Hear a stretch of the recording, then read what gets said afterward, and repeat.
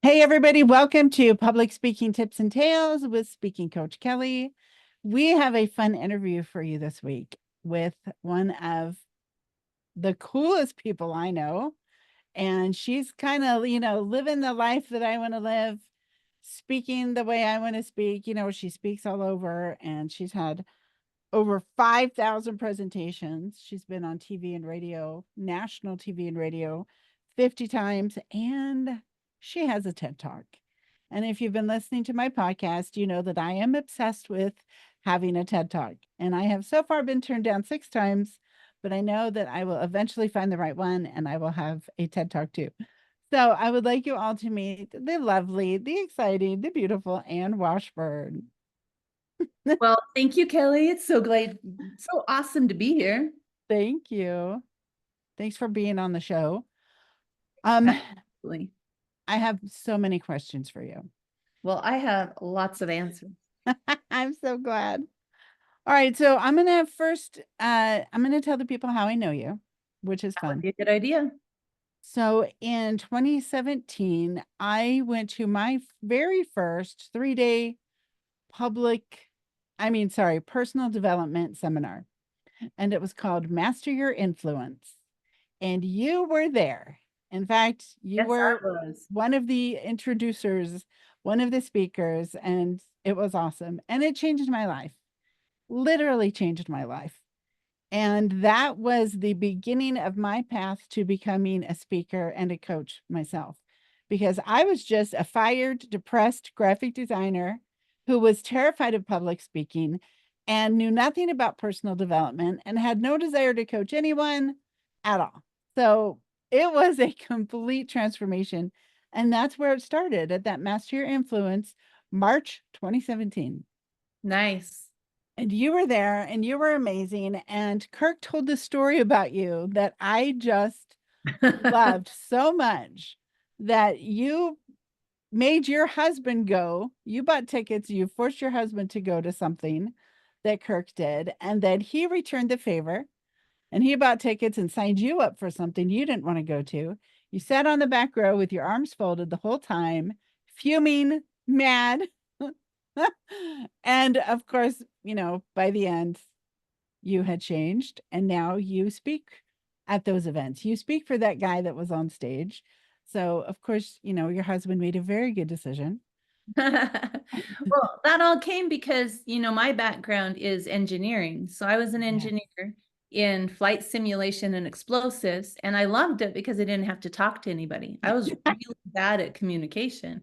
And Right. so when my kids got old enough to go to school, I started having bad experiences with the teachers and the other parents and the adults because I didn't know how to communicate. And I especially didn't know what messages I was sending with my body language. And Mhm. so because I had these long held beliefs inside of me that people didn't like me, that they were mean, that they were not things that I wanted to interact with, my body language was always closed and small. And that sends the message to people that well, in a way, we could go into that, but this isn't about body language today. But it sends the message out, causing them to treat you as if you are all of those things. So people would treat me as if I was small and insignificant and not wanted and unimportant. And so as an engineer, I could hide in my cubicle and I didn't have to talk to anyone. And so it got to the point, though, that I was very, very low to the suicidal low that a Yeah. lot of us get to. And so I was watching TV that day and I saw this one. There was nothing on. I was just flipping through channels. This is back before Netflix and all of that. Was clear back in 2010. And so I'm flipping through these channels and I find this interview with a bunch of celebrities. There's probably 10 celebrities standing up there, and they're all standing up waiting for their turn for the interviewer to come along and talk to them. And they all just look super confident and powerful and beautiful and famous. And I'm like, what that feels like. So I stood up Mhm. in my living room and I tried on one of their poses. I'm like, okay, they look like this. Like, oh, that feels so weird.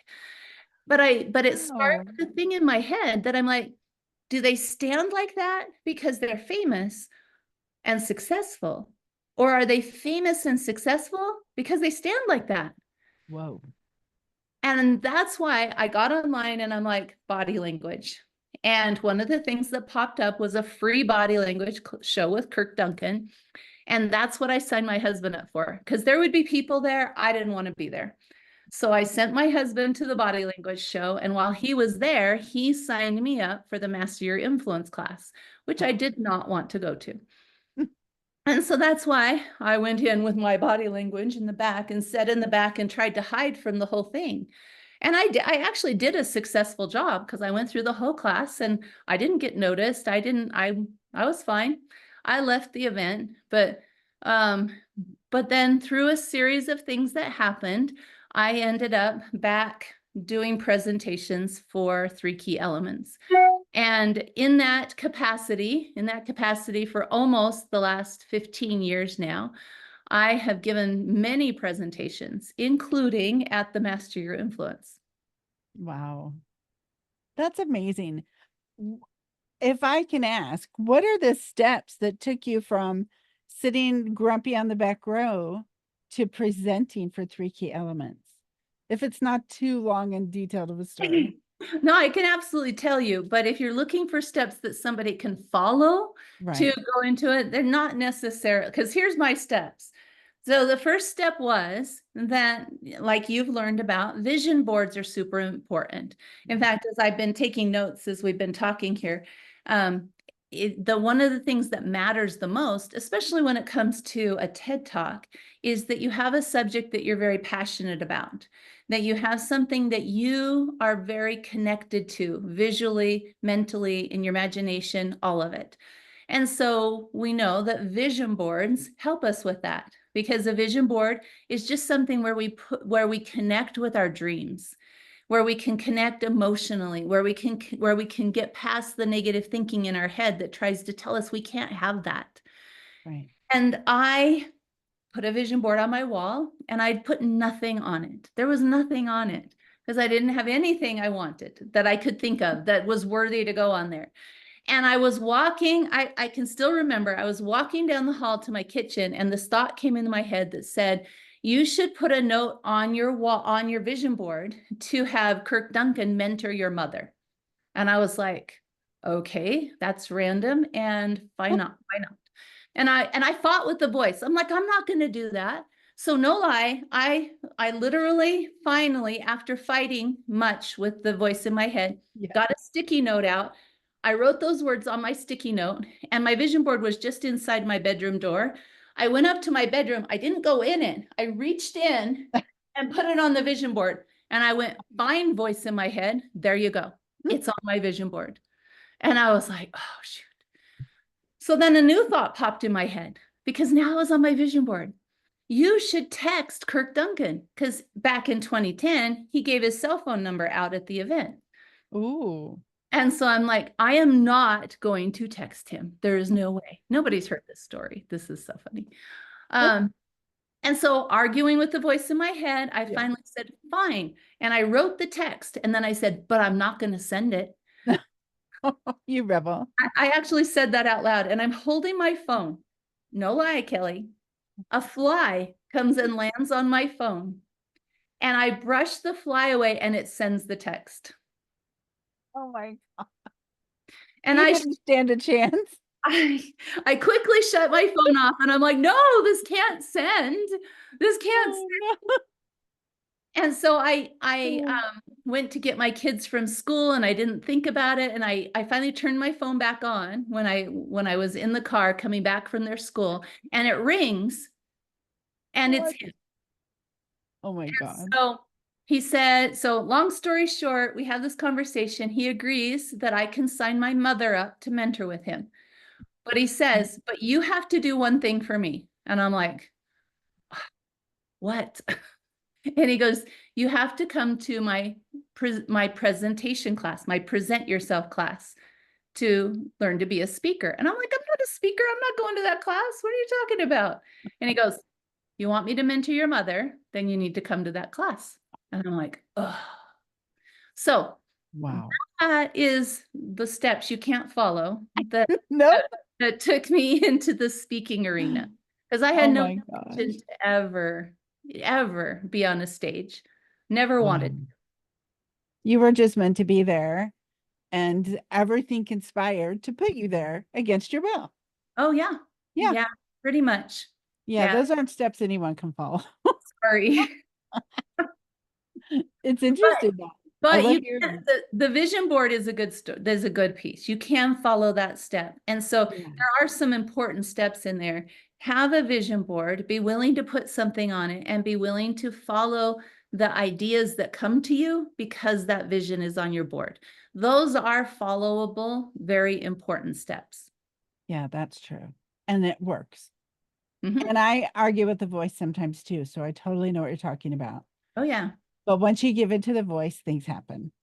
Well, I usually only argue if I'm gonna follow through. Yeah, otherwise I just ignore it.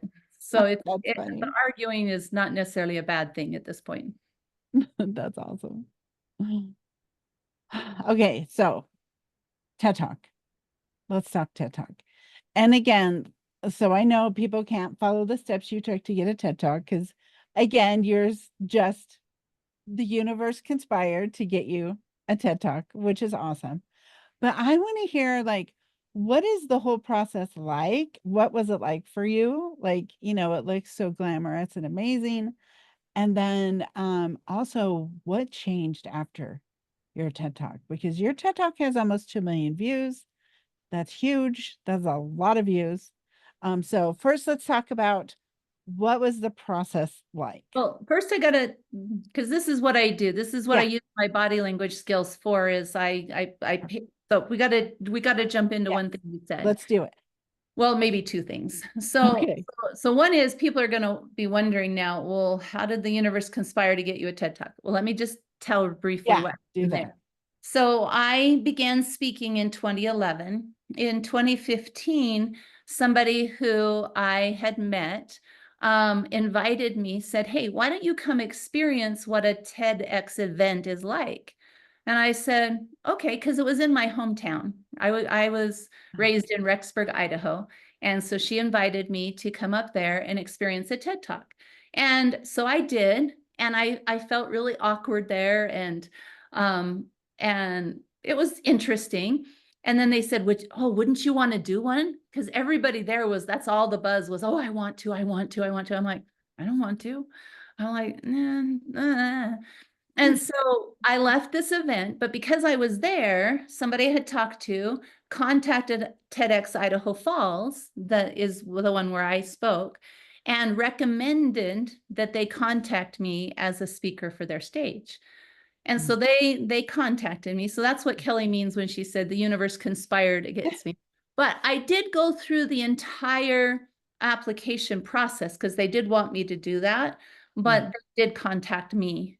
I didn't contact them. But you also got to know that it's much easier to apply now, because I know 2010 doesn't seem that long ago, but the internet was pretty new back then. And right. if you think about the fact that our smartphones only came out in 2008, I mean, this was not something that was on the internet and you could just find an application and send it in. It was much harder back then. Yeah, It's a lot easier now. And there's many, many more stages now, which means there's so many places to apply to. So if I were wanting to give a TED Talk, I would pick now because there's so much more opportunity for it. right. There wasn't the same opportunity then. So don't feel bad that it's like, oh, I wish the universe would conspire. It is conspiring for you. It is, because that's why there's so many more stages and so much more Right. availability for applications. And you also learn a lot, which you could speak to, going through the application process. Yeah. That teaches us a lot. Because the hardest thing for me was that the idea that I would have no control over it. Because I was still, back then, I was only 5 years in to speaking, and I was still very wrapped up in what people thought of me. I Mhm. was still, that still pulled on me a lot, and I worried about what people would think of me. Yeah. And so that part scared me, because when you give a TED Talk, you have to actually sign that you release all control of it. You have no control of the editing of it. You have no control over um, what people will think of it. If you don't like the comments that are given, you can't delete them. There's no control at all once you give the TED Talk. That's scary. Yeah, because so this is a very big growing part of giving a TED Talk, is that you have to let go of that. You have to be okay with the imperfections of it, because so this is the part I wanted to address, is you said you look so glamorous up there. Yeah. And that's the thing, is nobody knows all the unglamorous that's going on in the moment that you're trying to look glamorous. Right. And so part of that was so it was in Idaho Falls, and I live in Utah. So I had to drive up there for the event. When I got there, I'd left half my outfit home that I was supposed to wear. And it was like, oh my goodness, what am I going to do? And I'd also left my makeup bag home. So I had like half of what makes you look glamorous wasn't available to me up there. Oh no. So behind the scene, this happens all the time as a speaker, that you have to be willing to let things look different than they feel, is Yeah. how I would put that. Yeah. And so when you actually look confident, it makes up for a lot of imperfections. Yeah. So being able to practice looking confident, and a big hint to that is probably not what you think. What? I don't know, what would you think it is? What's a big hint to how to look confident, but not even if you don't feel it? I would say smile. Smile's good, but a lot of people don't know how to have a not nervous smile. Oh So yeah. a Yeah. nervous smile will still give you away. The biggest hint is to breathe, because Ooh. when you go on stage, it's really an interesting. So I specialize in what's going on in people's brains, because I do have an engineering background. I am a problem solver. I am a scientist. So in fact, I just spoke for an event on Saturday where there was a psychologist that came up and asked me, "Where did you get your psychology degree?" And I was like, "Well, I don't have one." And they're like, "Well, where did you learn all of this?" Because he's like, "You spoke to this better than my textbooks or my professors in college." And I was like, "Thank you very Wow. much." That's So a compliment. I loved it. I received it. Yes. So if you watch my TED Talk, that's what I talk about, is being able to receive the positive that's coming to you. Uh, but the but what I was going for there was the idea that in our brain is trying to send out messages of what our negative identity is. No. Yep. Our subconscious, through our body language, is trying to send out the message of what our negative identity beliefs are. That's so rude. Yep.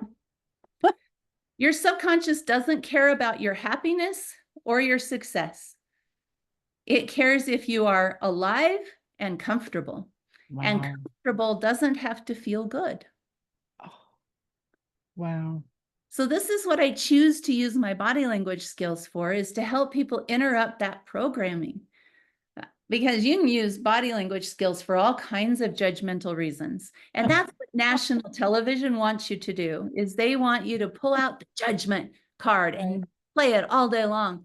And Mhm. so I actually finally stepped back away from that world, because I said, that's not what I'm passionate about. Yeah. What I'm passionate about is upgrading the programs that cause us to feel unconfident, to cause us to feel judged, I to love that. make negative assumptions. And Mhm. so to interrupt that, we can use our body language skills. But when you're on stage, here's the thing: your brain tells you to stop breathing, because it wants to because it's worried. It's like, eyeballs, all these eyeballs. If there's 100 people in the room, there's 200 eyeballs. these 200 eyeballs are looking at you and you're like, and you go into your freeze. And the way Yeah. freeze comes out is not breathing. And I learned this on stage because I'm like, why am I always out of breath on stage? I mean, Yeah. I I gotta, noticed that I do that. because your brain is worried about the eyeballs.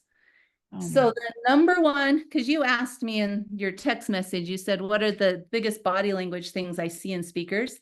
Yeah. Number one, not breathing enough. Oh my gosh. Yep. That's awesome to know. Yeah. And so we often think that when we're up there speaking, that if we take the time to take a breath, everybody's going to go, what was that all about? They're actually not. If Why you are you take wasting time, time? we have all kinds of stories in our head. Our brain loves stories. But if I'll just take time to take a full breath, not because what we'll do is we just start using just the top of our lungs and not all the way into our lungs. Yeah. So if I pause, and the best way to do it is to actually exhale, not inhale. Oh, Because the problem is you're not letting all your air out, so you can't get a full breath. You're just breathing in the top. And that's why you get out of breath, because you're like using this much of your lungs. that's amazing. Mm-hmm. What a good tip. I'm writing that one down. Good. I love that. Okay. So that's your confidence tip too, Yes. right? Because if you can breathe, you will look more confident.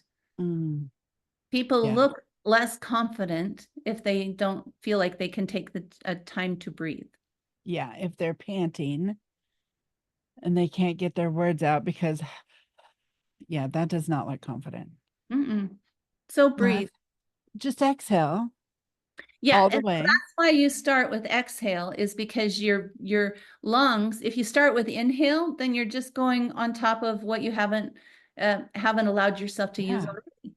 So you It's already pause, full. exhale all the way, I you love will it. automatically inhale all the way. That's super awesome. Yeah. So Okay. pause and exhale. Good to know. All right. So you show up at Idaho Falls without Nothing. your makeup and half your outfit. What did you Right? do? Well, we went shopping and That's good. and we called around and found somebody who did makeup professionally, semi-professionally, and had them come do my makeup.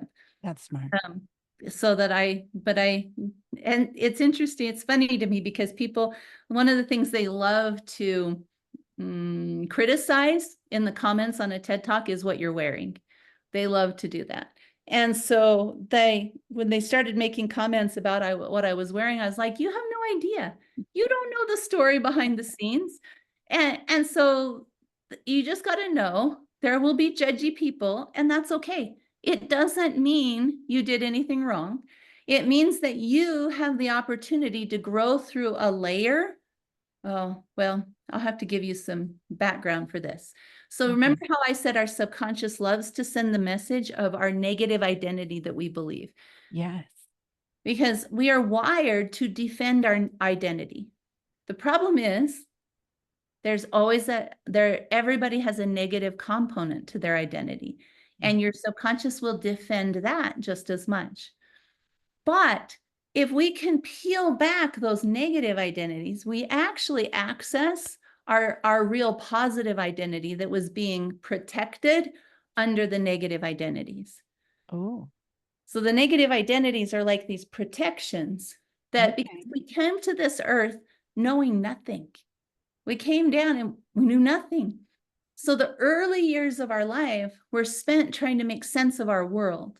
And Mhm. we took programs between the ages of 0 and 3 years old. The reason you'll have very few, if any, memories of that time is because the prefrontal cortex isn't online yet. You're behaving directly from the subconscious. And Okay. so, yes, we're learning language and we're interacting and all of that, but we're trying to make sense of where we fit. And so when things happen, we're also at that age, we're very self-centric. which Right. means we think that we're a part of everything. So if Yes. somebody's upset, we're a part of that.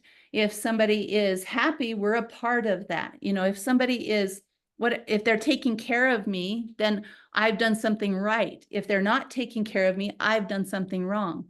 So Right. we pull these programs directly into our subconscious. But usually, I haven't met anybody yet. I don't think there's anybody. There is a negative twist to that programming.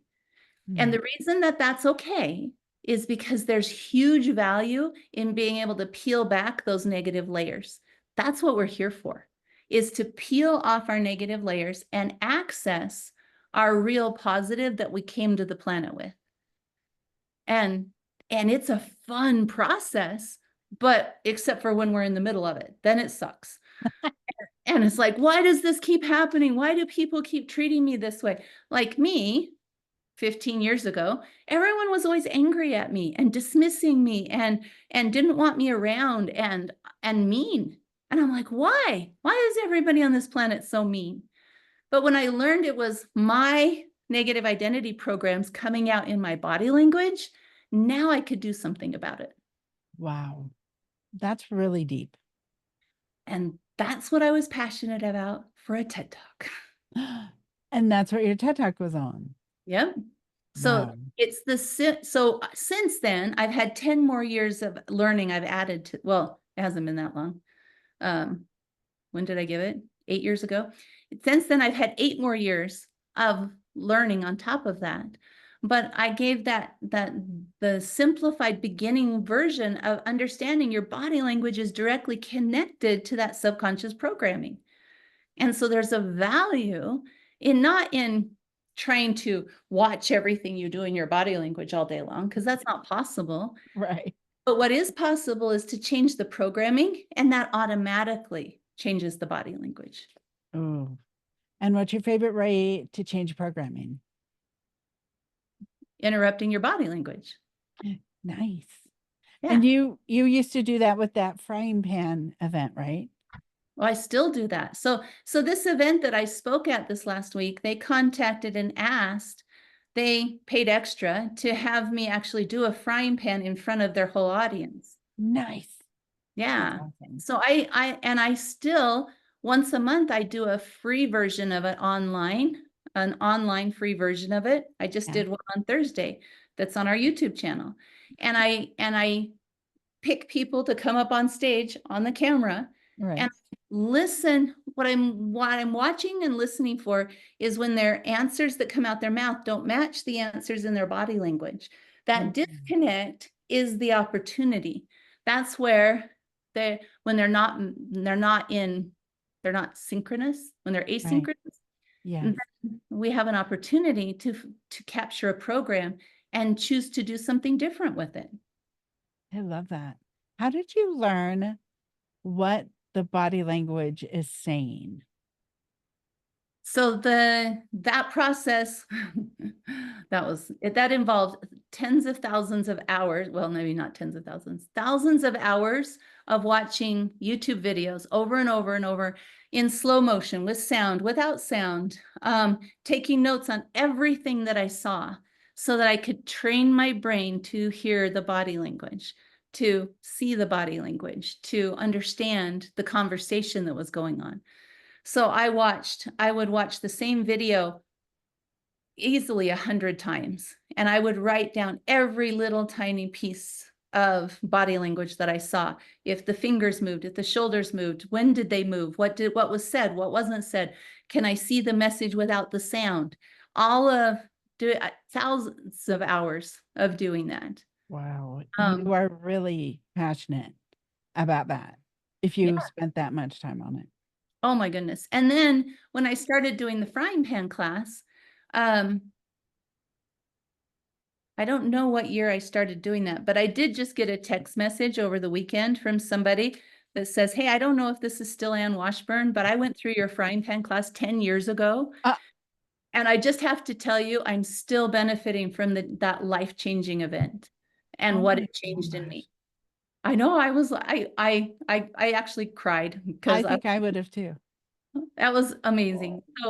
So over 10 years I've been doing it. That taught me a lot about body language because Yeah. talk about, you think they were in the frying pan. I was in the frying pan because I had to be on the complete alert. Yeah. So if your listeners don't know what the frying pan is, or Some that, probably do, but most probably don't. so it was just a class where each person had the chance to come up on stage for 30 minutes and I would mentor them in front of the audience because, and the beauty of being in front of an audience was because that added the eyeball pressure, right? Yeah. Because people were watching you. Yes. And I could help them break through a pattern or a program right there on stage. And it was fantastic. And I still do that. I just now do breakthrough coaching instead of the frying pan. So I've added more personal mentoring to it Right. than just that. Not just is the wrong word there, but it's evolved and grown, and Yeah. it's beautiful. Do you miss the live events? Well, it was fun to speak on the stage this last weekend. I will admit that. That was a lot of fun. But quickly back to the TED Talk. Let Oh, me yeah. just, because that was our tangent. Right. That's what you have to get good at is remember where you put the tangent Yeah. back here. So I went through the whole process, which meant they wanted me to, you have to fill out the application, which is what you will talk about and what the title is that you want to give to your event. The title is super important because that is a lot of what the YouTube algorithm goes off of on how to share your TED Talk. Mm. So you do want to put thought into the title of your TED Talk. And also the other thing about TED is they want originality. So you can't regurgitate an idea, Right. which becomes harder and harder since there's tens of thousands of TED Talks now, or I don't even know how many, probably hundreds of thousands. There's so many. Right. But you want your title to be unique and searchable, something that, and suggestible. So searchable and suggestible. Oh, yeah. And Do that's some keyword research. do some keyword research, but also then phrase it in a way that's interesting so that people will want to click on it even when it's suggested to them. Because Right. people don't click on everything that's suggested to them nowadays. That's true. Um, and then the really crazy part is then you have to get your idea down into the 12-minute mark, you know? And so they want, it depends on your event that you're chosen at, but they're going to give you between 10 and 18 minutes, depending on the event. There are a few TED Talks out there that have gone over that. Like I saw one that was 29 minutes that a celebrity had given. But it depends on the event gets to decide that. But Okay. generally because once you've given your talk at the event, it then has to get vetted by the TED committee and they decide if it followed the rules and will be allowed to be on their platform. Oh, wow. So there's a lot of vetting that happens. Yeah. And so you have to follow the rules of the event. So one of the things they also required was that you read the book Talk Like TED. That was also required for this event. Good idea. I don't know if it's at every event, but it was required at this one. And then the fun part then is you get your idea all down and then you find out it's like 32 minutes and it's like, okay. Well, that's actually a good thing though, because it requires you to clarify what you're talking about and become better at what your message actually is. And that's a good thing. It is a good thing. To say something in fewer words and be just as powerful, that's amazing. Written and spoken. Yes, that's such a good skill to develop. I love that. And, applying for a TED Talk, that's going to give you a lot of skills in that area. Even if you don't get accepted, Yep. Yeah. you're still building skills. Absolutely. In fact, that was one of the things I talked about on this event on Saturday is I told the story of my daughter. So one of the points I told them was that you need to give yourself points for rejection. And so my daughter, when she started high school, she didn't have any friends. And she came home and complained that she couldn't sit by anybody at lunch. Oh, that's And hard. I know, we've all been there, right? Yeah. So And awkward. so my husband challenged her. He said, "Hey, what is a table that you would like to sit at?" And she's like, "Well, just these guys. I would go sit by these guys." And he says, "All right, go try to get them to tell you no. Try to get them to reject you from sitting at their table." And so she did. And they didn't reject her. And she sat at their table and she came home. She was so excited. She's like, "I did it." And then my husband's like, "Well, on the social hierarchy, who would be the next table up?" And Oh, she's like, "Oh, this one." He goes, "Try to get rejected by that one." oh And my gosh. so she spent a lot of this semester trying to get her nerve up, and then she would go and try and sit at the table, and she never once got rejected. Oh, But I she was love that. trying to get points for being rejected. Yeah. Our fears usually stop us before other people do. Oh, absolutely. I see that all the time. And so pretty soon, she knew everybody at the lunch room, everybody. Ah, And ah. they all were like, "Kaylee, sit by us." I love this. Collect points for rejection. Man, that is such a good perspective. Yeah. And you gamify it. It's always fun to gamify things. Yep. Let's see how many TED events I can get rejected by. Right? Yeah. Well, what's that movie where I'm not going to think of the name of it. It's the one where it's showing the first Latin American in space and that how many times he was rejected from the astronaut program before he Oh, was finally accepted. That's a really good movie. It was only a couple years ago. I can't yeah, remember what it's called. Your listeners will probably put it in the comments. they probably will. But yeah, that's what he talked about is he got rejected 11 times Wow. from the astronaut training program. I have somebody I mentor who applied to the astronaut training program just once and then framed the rejection letter just to prove that he did it. I love that. Yeah. I should start collecting TED denials and frame them. That'd be really fun. Most Yeah. of them don't even answer me though. A few have said no, but most of them don't even respond because they're too busy with all the applicants. I understand that. Yeah. But that's fun. I want to look at it in a different light, collecting rejections. Yeah. And because then we'll push ourselves harder and get more yeses. Yeah, That's the thing is we give ourselves way more no's than other people will ever give us. that is sad but true. Yep. Speaking of comments, okay, I went viral this year and I made the mistake of reading the comments, which I learned my lesson. I won't be doing that again. So do you have any tips? What did you go viral for?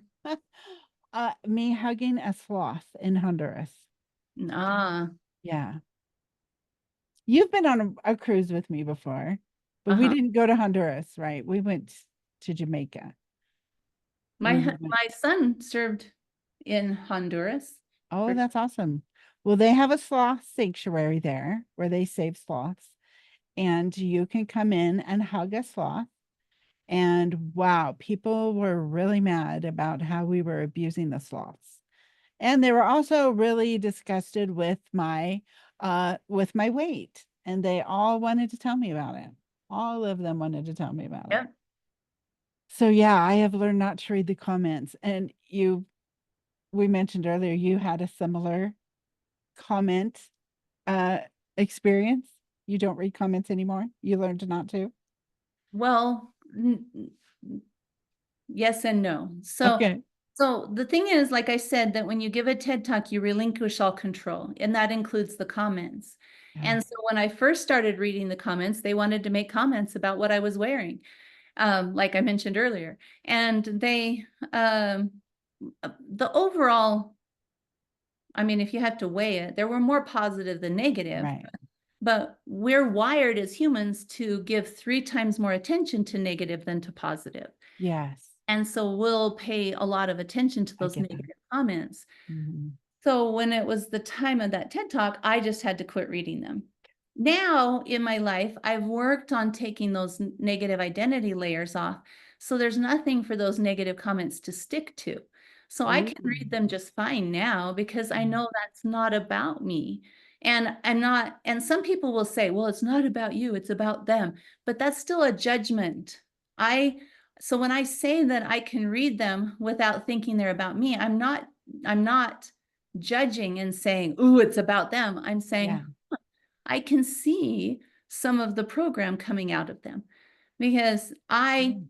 realized early on if I was going to I reached this ceiling in my abilities probably about 7 years in, which is pretty fitting.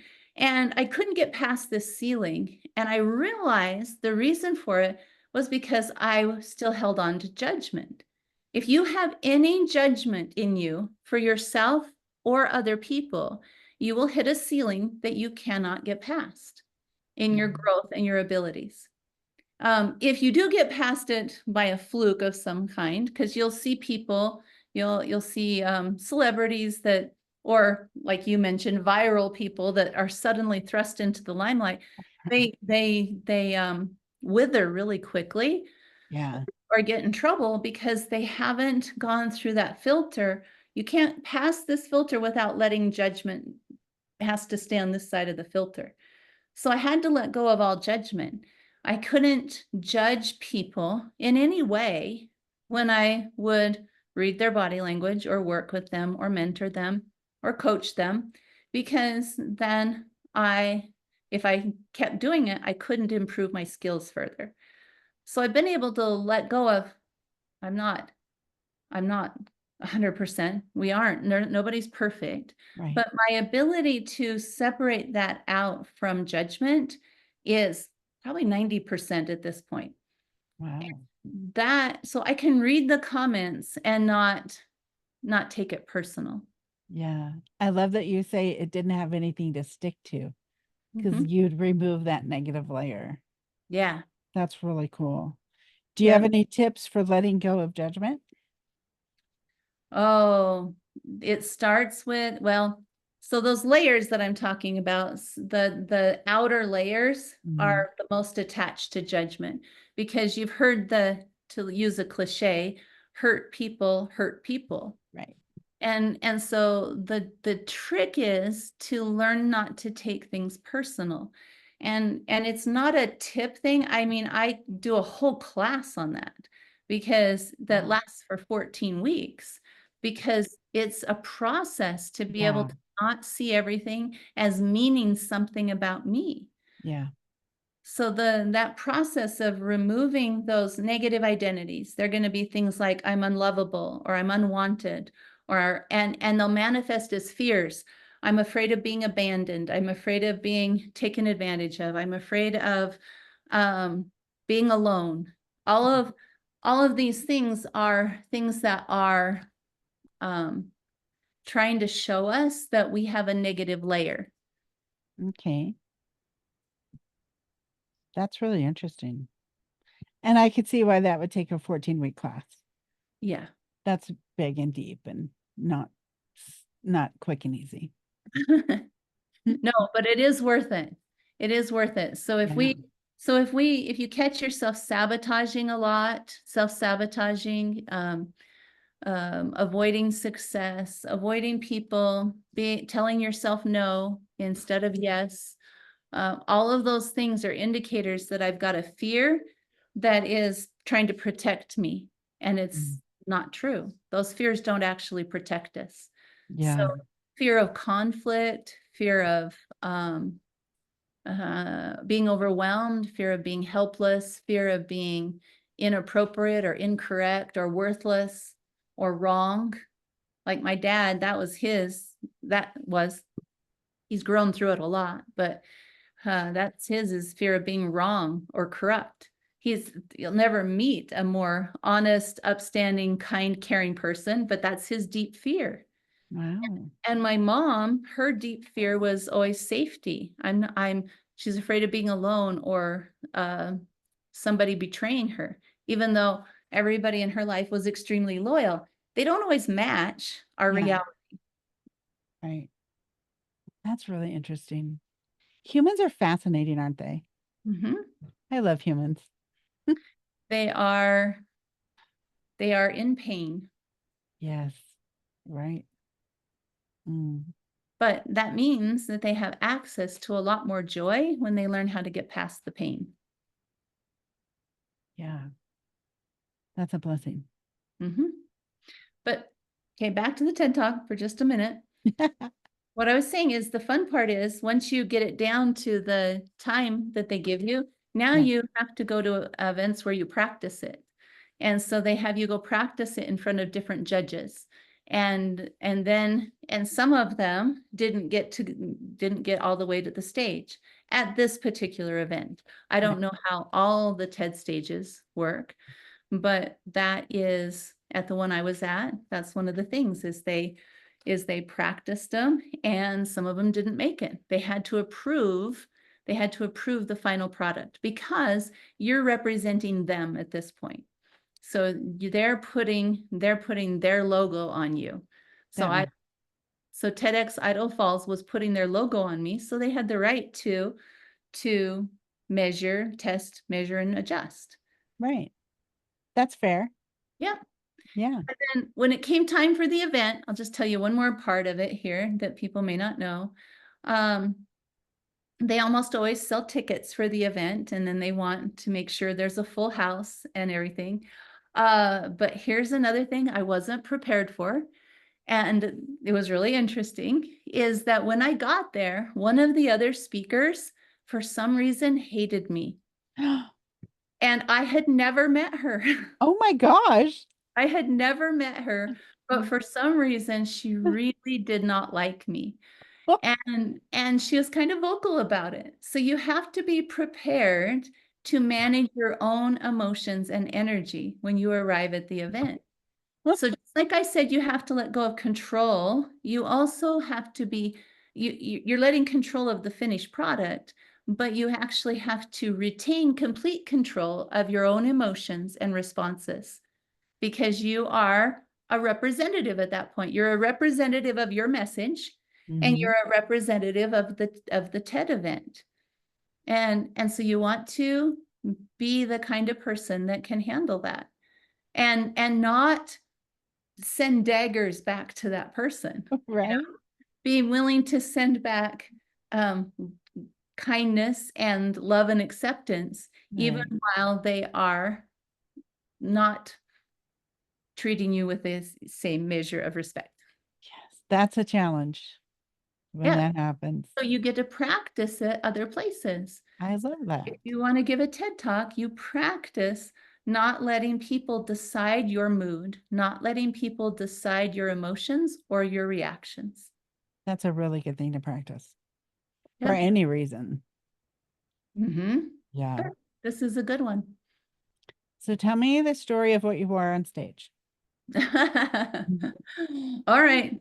Um, so Kelly was saying before we got on that she likes funny stories, and I said, well, here's one. One of my first times on stage, on a stage that was over 200 people.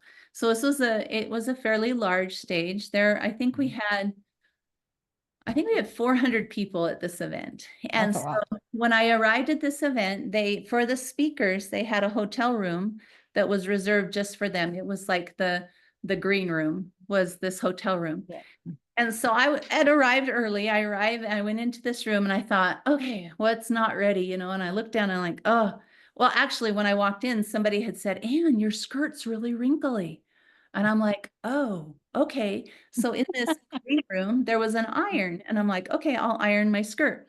So I take off my skirt, I have just my slip on, and I put the skirt out and I immediately ironed a wonderful, huge hole in the front of the skirt because there was a reason I hadn't ironed it that I hadn't thought of, and that's that it wasn't the right kind of material to iron. So I didn't have a backup skirt with me. And this is another thing to know. We get to solve problems quickly. When you are representing or you're going to be on a stage, you solve problems, you Yes. make do. We solved this problem by getting, luckily it was a black skirt. So we got big black gaff tape that they taped down cords in the room with. Yeah. We taped the hole, and then we were able to angle it just a little so you couldn't really tell. And off on stage I went. That's We awesome. I like to think of it this way, that any experience, any event we're doing, we're either going to love it or learn from it. Yes. Don't say that you hate it. Don't say it was Never. terrible. You either love it or you learn from it, or you get a great story out of it. That is a great story. And what did you learn from that? What I just said, that we get to love our experience or Oh, learn from it. that's what you learned from that one. I thought Yeah. maybe it would be bring a spare outfit. Uh, no, I still don't do that. So I guess I Okay. did not learn that. No, But you still I learned a good also learned that we are way more wrapped up in the details than the audience is. Oh, Nobody noticed. Nobody, maybe a few people in the front row noticed. Most people didn't notice. And to let ourselves have permission to be human, yeah. even when we're being looked up at. I love that. Good lesson. And if you want to be a speaker, you're going to be looked at a lot. So Mhm. learn how to just own it. Be yourself, be a human, and don't Well, be perfect. and remember that it's actually not about you. That's It's right. it's about your message. It's not Yeah. about you. And ultimately that makes it about the audience, not about you. Yeah. No, nowhere do I speak and think it's about me. Every time I speak, it's about what message do they need to hear? How do I not get in the way of that message? Ah, I love that.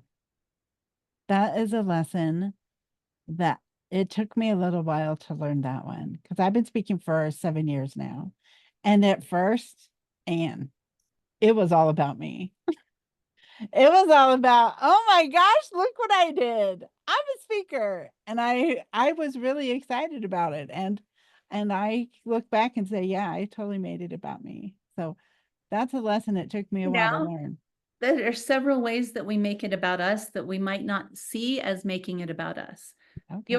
Yours is the most um the usual way of looking at it, that it's like, yeah, I want people to look at me. But notice I didn't go into speaking because I wanted anybody to look at me. No, I you didn't. absolutely did not. You But kind of got dragged kicking and screaming on that. and crying. And But the way I made it about me was the fear of judgment. That's still making it about me. So I yeah. may not have chosen and wanted the limelight, but I still made it about me by being worried about the judgment. Yeah, good point. So it's important to recognize both of those, that either way, we're still making it about us. Yeah. And the third way is when we think that we are the ones delivering the message. We're the ones not getting in the way of the message. I love that viewpoint. I've never heard anybody say that before either. Getting in the way of the message. That's really beautiful and kind of profound. Yeah. So if you want the limelight, if you're afraid of judgment, or if you think the message is yours, Yeah. those are all ways that you're making it about you. Yes. Good things to watch for. Hmm. Well, before we go, I know that everybody that listens to this is going to be like, oh, I want to know about more about Anne or your monthly webinar or your 14-week class or anything. So A, how can people contact you? And B, is there anything you want to share with the audience? Like a free Sure. gift or anything like that? Sure, I can do that. Okay. So I have an audio that I recorded. Well, if you're wanting to be an entrepreneur, I Yeah. have audio that I download or that I recorded called the buckets list. Okay. Not the bucket list, it's the buckets. Buckets plural. It's how I got past fear to be able to keep doing what I'm doing. Nice. And another one called Perfection is a Direction, Not a Destination We Arrive at. Oh, I love that. So I'll gift both of those to your audience. Oh, If thank they will you. listen to them, they Nice. will. And so I'm going to ask you to listen, but also take an action based on what you listened to. Because when we learn something new, it has an expiration date. If we don't act on it, we have to relearn it. This Yeah. is why we end up learning the same lessons over and over, because we actually haven't acted on them. Right. So I'm going to ask, that's what I always ask is, I I'll love give it. you a free gift, but please take action so you don't Yeah. have to keep relearning it over and over and over again. Perfect. Okay. What's the action?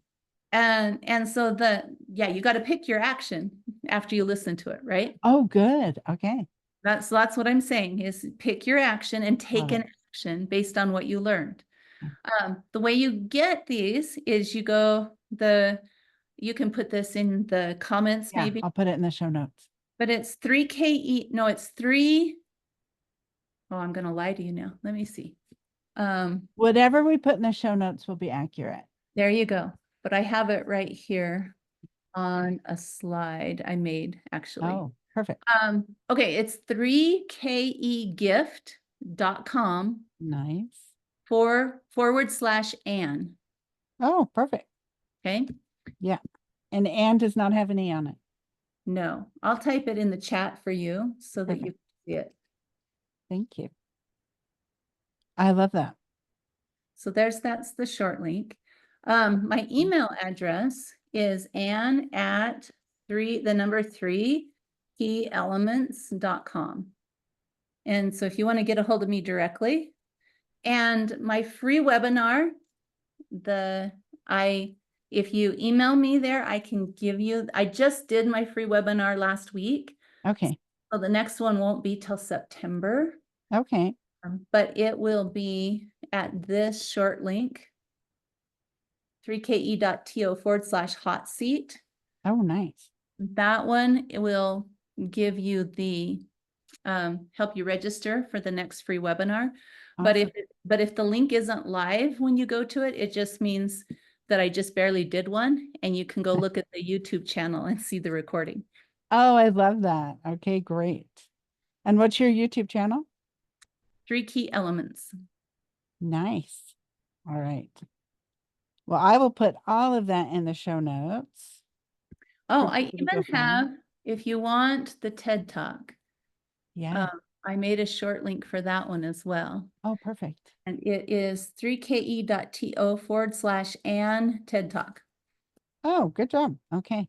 Yeah. I will pop all of those in there. And Kelly was just asking me at the beginning, she goes, why did you start your TED Talk by saying, what was it? Oh, it says the first words I hear are, okay, I'm back. Sorry about that. Yeah. So those, that's where I talk about, where I was talking about earlier, that you have to let go of all the editing of the event. So they had me behind stage, and when it was time for me to go on, they turned on my mic and I had to be silent and walk up to the dot, and nothing was said until I started my part of the speech. So I'm not sure where they got that from, but they included that in the editing, and I'm not even sure that it's me that says it. But yeah, That's so and funny. if you watch other TED Talks, you'll see they do the same kinds of things. There's weird editing things that happen. Yeah. I saw a TED Talk recently that just to my point that your title matters. Yeah. His title was amazing, and the TED Talk was really floopy. The cameraman was all over the place. The guy didn't stand on his red dot, so he was Oh, pacing the stage back no. and forth, and Oh my gosh. I was just like, why has this got 1 million views? But it's because the title was amazing. So Wow. anyway, when you Good to watch know. TED Talks, now you'll see them differently based on what we talked about today. Yeah, for sure. A little Yeah. backstage knowledge. Yes. So if you actually, oh, instead of my email address, I should have given you this one. I forgot. I made a new one. Oh, we can put that one in instead. All right. It's 3ke.to/talk to Ann. Oh, that's easy. That one instead of my email. Perfect. Yeah, I forgot about that. We just did. Awesome. So yeah, that'll be great. All right. Well, this was so fun. I learned a lot. Good. I'm You're so always glad for having so, me. you're welcome. You're always so interesting. I love it. When you've studied something a lot, you have a lot to say. Yeah, I love that about you. That's Well, awesome. thank you. All right. Well, that is it for this episode. Thank you so much, Anne, for being a guest. And if you want to connect with Anne, check the show notes. So I will have all of her links. And we will see you all next week. Thanks for listening. And make sure to take action on the gift. When you download it and listen, choose an action step and take the action step. Yes. And maybe they should report it to you in an email. There you go. There you go. Awesome. All right. Thanks, everybody. See you next time. Bye. Bye.